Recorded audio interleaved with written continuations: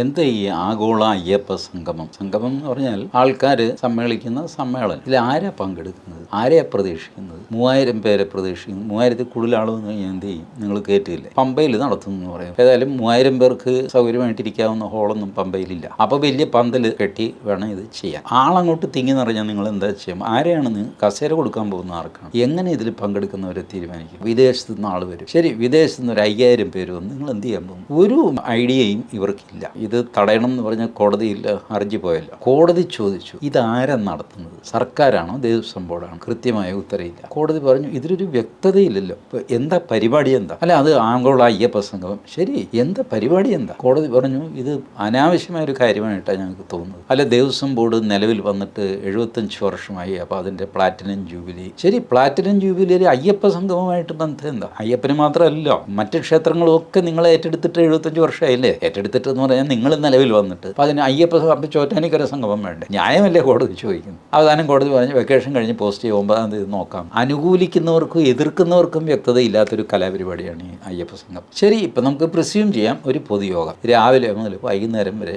കുറേ പേര് അങ്ങ് പ്രസംഗിക്കും. ബാക്കിയുള്ള ഒരു കസേരയിലിരുന്ന് മുഷി പണ്ടാരക്കാലിൻ്റെ പ്രസംഗം തീർന്നിട്ട് വീട്ടിൽ പോകാനുണ്ട്. കുറേ പേര് ഇറങ്ങിപ്പോകും, കുറേ പേര് കയറി വരും. ഇങ്ങനെയുള്ള ആഴകുഴമ്പനായിട്ടുള്ള ഏർപ്പാട്. അത് നടത്തിയിട്ട് എന്ത് പ്രയോജനമാണ്?